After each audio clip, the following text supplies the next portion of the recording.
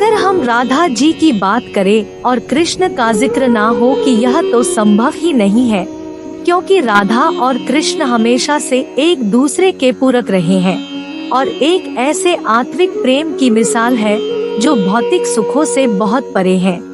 यूँ तो राधा कृष्ण का प्रेम अनादिकाल से चला रहा है, पर द्वापर युग में जब भगवान नारायण ने कृष्ण रूपी अवतार लिया तो संसार को प्रेम का सही अर्थ समझाने के लिए कृष्ण की ही अंश राधा ने यमुना के निकट रावल ग्राम में वृषभानौर कीर्ति के यहाँ राधा रूप में जन्म लिया और जन्म के साथ ही राधा और कृष्ण की प्रेम कहानी शुरू हो जाती है। मगर दोस्तों, ऐसी क्या घटनाएं और स्थिति बन जाती है कि राधा को कृष्ण के विरह का सामना करना पड़ता है और कृष्ण क्यों अपनी प्रिय बांसुरी को तोड़ देते हैं? इन सब सवालों के जवाब हम इस वीडियो में जानेंगे। दोस्तों, कहा जाता है कि राधा जन्म से अंधी थी और स्वर्ग लोक से यह वचन लेकर ही पृथ्वी लोक आई थी कि जब श्री कृष्ण की प्रथम दृष्टि उन पर पड़ेगी तभी वह संपूर्ण जगत को देखेंगी, अन्यथा नहीं। तो देखा आपने कैसे शुरुआत से ही दोनों एक दूसरे से जुड़े रहे हैं। बचपन से ही कृष्ण अपनी लीलाओं और बांसुरी की मधुर धुन से पूरे बरसाना वासियों का मनमोहित करते रहते हैं और राधा और कृष्ण तो 8 साल की उम्र से ही अपने प्रेम का आनंद लेने लगे थे। श्री कृष्ण को अपने जीवन में राधा और बांसु दो ही सबसे प्रिय थी जो आपस में एक दूसरे से गहराई से जुड़े थे। जब भी श्री कृष्ण बांसुरी बजाते, राधा उनके पास दौड़ी चली आती और घंटों बांसुरी की धुन में मगन रहती, जो उनके प्रेम को और बढ़ाता गया। वह यमुना नदी के तट पर बैठकर घंटों समय व्यतीत करते थे, पर उनका यह सुखद समय कुछ ही वर्षों का था, क्योंकि जैसे कृष्ण के मामा कंस को उनके वृंदावन में होने का पता चला, उसने तुरंत ही कृष्ण को मथुरा में युद्ध का निमंत्रण दे दिया, जिसके लिए कृष्ण को अपनी यशोदा माँ और पूरे गांव के साथ राधा को भी छोड़कर जाना था। कृष्ण और राधा दोनों को पहले से पता था कि कृष्ण अब वृंदावन वापस कभी नहीं आ पाएंगे और बहुत समय तक एक दूसरे से मिल भी नहीं पाएंगे, तो इसलिए मथुरा जाने से पहले राधा ने कृष्ण से 2 वचन लिए।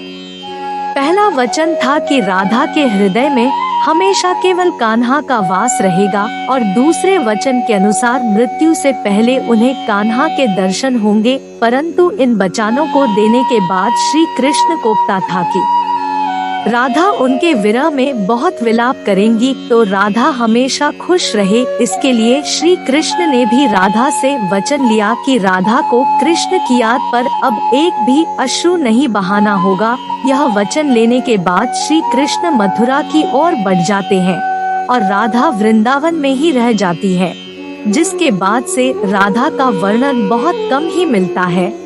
इसके बाद कृष्ण ने मथुरा जाकर कंस का वध किया और अपने माता पिता देवकी वासुदेव को मुक्त कराया और फिर उन्होंने मथुरा से आगे बढ़कर प्रजा की रक्षा के लिए द्वारका नगरी की स्थापना की, जिसके बाद से उन्हें द्वारकाधीश कहा गया। कृष्ण द्वारका में रुक्मिणी और सत्यभामा से भी विवाह करते हैं। साथ ही इनके अलावा भी कृष्ण की 16,108 रानियां थी, जिनमें से रुक्मिणी कृष्ण की सबसे प्रिय पत्नी थी। उन्हें केवल कृष्ण की छवि को देख ही उन्हें अपने मन में बसा लिया था और कृष्ण से विवाह के लिए वह अपने भाई भूमि के विरुद्ध भी चली गई थी। प्रेम पत्र के माध्यम से कृष्ण को बुलाकर और कृष्ण के साथ भाग गई थी। फिर उन्होंने कृष्ण के साथ द्वारका नगरी में सुखपूर्वक अपना जीवन व्यतीत किया और कृष्ण भी अपने देवी कार्यों में लीन हो गए। तो आजकल तो हम भौतिक विवाह को ही सच्चे प्रेम का माध्यम मानते हैं, पर राधा और कृष्ण तो एक ऐसी मिसाल है जिन्होंने तो कभी विवाह ही नहीं किया, केवल अपने मन और हृदय से एक दूसरे को प्रेम किया और उसी सच्चे प्रेम से एक दूसरे से हमेशा बंध ही रहे। दोस्तों, राधा और कृष्ण के प्रेम की बहुत सी अलग अलग कथाएं हैं और उनमें से एक प्रचलित कहानी यह है कि श्री कृष्ण भी कभी सोते ही राधे श्री राधे बोल पड़ते थे। जो श्री कृष्ण की रानियों को अच्छा नहीं लगता था। तो एक बार रुक्मिणी ने कृष्ण से कहा कि प्रभु, प्रेम तो हम सब भी आपसे करते हैं, पर ऐसा राधा जी में क्या है जो आप सोते हुए भी उन्हें याद करते हैं।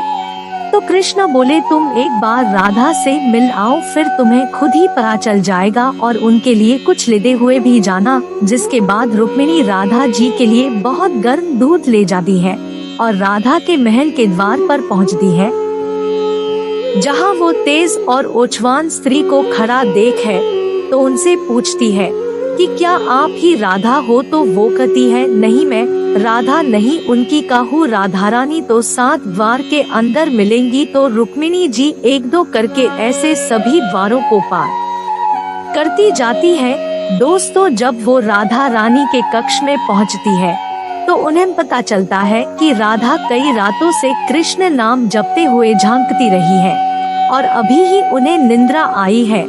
रुक्मिणी राधा की सखियों से कृष्ण द्वारा मिलने के लिए कहने के बारे में बताती है तो यूटियनी में ही राधा उठ जाती है और कहती है कि कृष्ण ने आज मुझसे मिलने के लिए किसी को भेजा है। रुक्मिणी आश्चर्यचकित हो जाती है। केवल कृष्ण जी का नाम लेने से राधा जागृत हो गई और उन्हीं के बारे में पूछने लगी। इतना ही नहीं, जब राधा को पता चला कि कृष्ण ने उनके लिए प्रसाद भेजा है तो वो बिना कुछ सोचे रुक्मिणी से वो गर्म दूध लेके पी जाती है, जिसे देखकर रुक्मिणी हैरान रह जाती है। फिर वो राधा जी से बातें कर वापस आ जाती है। ये सब हो जाने के बाद जब रात्रि के समय श्री कृष्ण के पैर दबाते हैं तो देखती है कि उनके पैरों में छाले पड़े हुए हैं, जिसे देखकर वह हैरान रह जाती है और पूछते हैं कि प्रभु, आप कहाँ पैदल गए थे जो आपके पैरों में छाले पड़ गए। तो श्री कृष्ण बोले, आपने गलती से राधा जी को गर्म दूध पिलाया था, जो राधा की एक ही बार में पी गई थी, जिससे उनके हृदय में छाले पड़ गए हैं और उनके हृदय में हमेशा मेरे चरण कमल विराज रहते हैं, जिससे मेरे पैरों में भी छाले पड़ गए। तब फिर रुक्मिणी को राधा और कृष्ण के प्रेम की पराकाष्ठा का पता चलता है कि प्रेम शरीर से नहीं आत्मा से होता है, जो हमेशा राधा के हृदय में कृष्ण के चरण कमल के रूप में विराजमान रहता है। एक कथा में आता है कि ब्रह्मा जी ने पृथ्वी लोक आकर वृंदावन में पहले राधा और कृष्ण का विवाह करवाया था, पर इसके बारे में ज्यादा जानकारी नहीं है। राधा भी वृंदावन में कृष्ण की भक्ति के साथ अपना जीवन व्यतीत करने लगती है और कहा जाता है कि यादव पुत्र अभिमन्यु या आर्यन से उनका विवाह भी हो जाता है, पर अभिमन्यु को महर्षि दलीची का श्राप था कि अगर वो राधा को छुएगा तो भस्म हो जाएगा।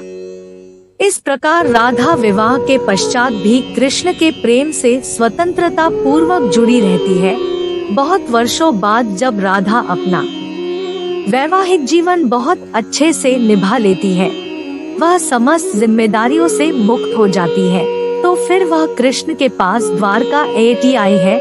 द्वारका पहुंचने के पश्चात राधा और कृष्ण आपस में मौन रहते हुए मन की अभिव्यक्तियों से घंटों दूसरे से बातें करते रहे। कृष्ण के अलावा द्वारका में राधा को कोई पहचान ही नहीं पाया। फिर राधा कृष्ण के महल में निवास करने लगी और कृष्ण ने भी उन्हें महल में देविका के रूप में नियुक्त किया, जिससे राधा महल में काम करने के साथ साथ समय मिलने पर कृष्ण की भक्ति और उनसे प्रेम पूर्वक बातें कर सकती थी। परंतु कृष्ण तो आप अपने राजपाट व अन्य कार्यों में व्यस्त रहते थे। दूसरी ओर राधा अपने पुराने कृष्ण को ही याद करती थी, तो कृष्ण का पुराने दिनों जैसा साथ ना पाकर राधा का मन और अधिक व्याकुल रहने लगा और उन्हें डर सताने लगा कि कृष्ण की जो मनोहर छवि उनके हृदय में है वह कहीं धूमिल ना हो जाए। किसी डर से राधा ने चुपचाप तरीके से राजभवन और द्वारका नगरी भी छोड़ दी। जिसके बाद ऐसे ही कुछ समय और बिताने के बाद जब राधा का अंतिम समय पास आने लगा, तब उन्होंने कृष्ण का स्मरण कर उन्हें अपने वचन की याद दिलाई। राधा के वरण करते ही कृष्ण वहां दौड़े दौड़े चले आए, परंतु राधा की अत्यंत दयनीय स्थिति देखकर अत्यधिक वो भावुक गए और उन्होंने राधा से अंतिम समय में कुछ मांगने को कहा, जिस पर राधा ने उनके सामने एक ही इच्छा प्रकट की थी कि वो अपने जीवन के अंतिम क्षणों में कृष्ण का वध रूप देखना चाहती है, जैसा वह वृंदावन में देखा करती थी। उन्हें वही बांसुरी की मीठी धुन बजाते हुए सुनना चाहती है। दोस्तों, राधा का बस इतना कहना था कि कृष्ण ने अपनी बांसुरी उठाई और वही मीठी धुन बजाने लगे और बांसुरी बजाते हुए कृष्ण और उनकी धुन सुनती राधा दोनों की ही आंखों से प्रेम के आंसू की धारा बह रही थी। इतना ही नहीं, बांसुरी की मीठी धुन सुनते सुनते ही माता राधा ने उनके सामने प्राण त्याग दिए, जिसके बाद उनकी मृत्यु से कृष्ण इतने मिस्त्री हो गए थे कि उन्होंने अपनी प्रिय बांसुरी को वहीं तोड़कर फेंक दिया था। तो ऐसे राधा की मृत्यु के साथ ही कृष्ण ने बांसुरी से भी हमेशा के लिए मुंह मोड़ लिया, क्योंकि बांसुरी और राधा का एक अद्भुत रिश्ता था। इसके राधा की मृत्यु के पश्चात कृष्ण ने अपने शेष जीवन में बांसुरी तो क्या किसी अन्य वाद्य यंत्र को हाथ भी नहीं लगाया। दोस्तों, राधा और कृष्ण न जी प्रेम कहानी के लिए कहाँ भी जाता है। एक प्रांत दो देही राधा संग स्नेही, जिनके शरीर बस अलग थे और आत्मा एक ही थी। तो दोस्तों, कैसा लगा आपको हमारा आज का यह वीडियो, और आप जाकर चैनल को सब्सक्राइब जरूर कर लीजिए।